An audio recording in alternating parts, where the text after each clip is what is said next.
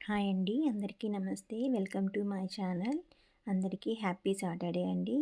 ఈరోజు స్వామివారికి ఎలా పూజించుకోవాలో నిత్య పూజలాగే మనం ఎప్పుడూ చేసుకునే విధానంగానే మీకు చూపిస్తున్నానండి. ముందుగా నేను పైన చేసుకోవడానికి ప్లేస్ లేదండి. స్వామివారివి అమ్మవారివి అందరి పటాలు అయితే పెట్టుకున్నాను. అందుకనేసి అక్కడ నాకు పూజ చేసుకోవడానికి వీలు లేదనేసి కింద దింపుకొని 2 పీఠాలు అయితే పెట్టుకొని, అంటే పీఠం పెట్టలేదండి, మనకు ఏదైనా హైట్ కోసం అనేసి ఇలా పీఠాలను పెట్టుకొని స్వామివారికి చిన్న విగ్రహం ఉందండి. బ్యాక్ డ్రాప్ కూడా సెట్ చేసుకొని స్వామివారికి లిల్లీ పువ్వులతో, తులసి మాలతో, ఎర్రటి మందారాలతో అలంకరించుకుంటున్నానండి. చాలా సింపుల్గా ఉంటాయండి మన ఛానల్లో వీడియోస్ అన్నీ.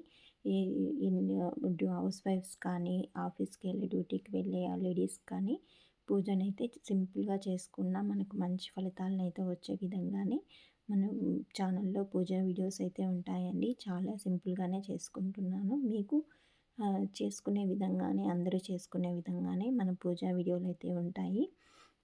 ఈరోజు శనివారం కదండి, శనివారం పూజ కూడా సేమ్ అలాగే సింపుల్గా మన ఇంట్లో ఉండే వస్తువులతోనేనండి. బయట వెళ్ళి కొనుక్కొని వచ్చేలాగా లేకుండా నిత్య దీపారాధన అనుకొని నిత్య దీపారాధనలాగే మనము చేసుకుంటామండి. శనివారము పిండి ప్రమిదలు తప్పనిసరిగా పెట్టాం కదండి. అలా అనేసి నేను 2 పిండి ప్రమిదలను అయితే చేసుకున్నాను.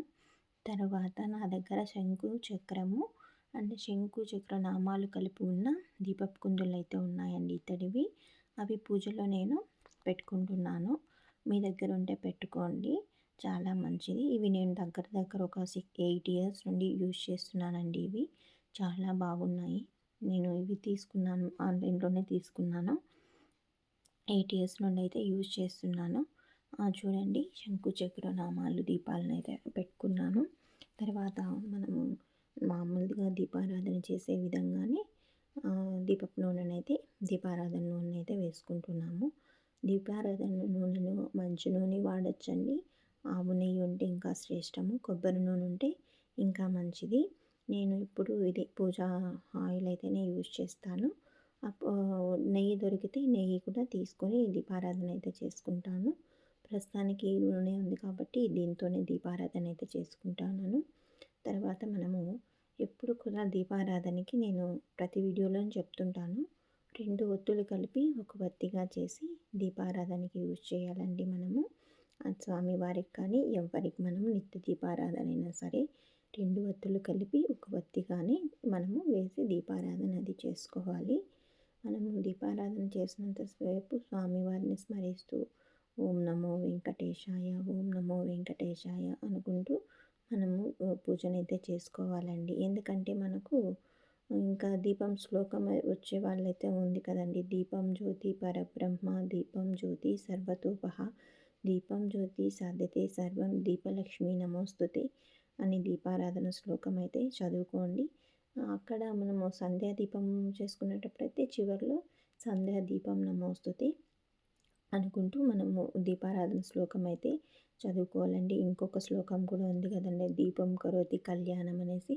అలాగైనా చేసుకొని మనసులో ప్రార్థించుకుంటూ మనము దీపారాధన చేసుకోవాలి. తర్వాత దీపారాధన కుందులకి పసుపు కుంకుమలు పెట్టుకొని అక్షంతలు వేసుకొని మన దగ్గర ఉండే పుష్పాలతో దీపం దగ్గర అలంకరించుకోవాలి.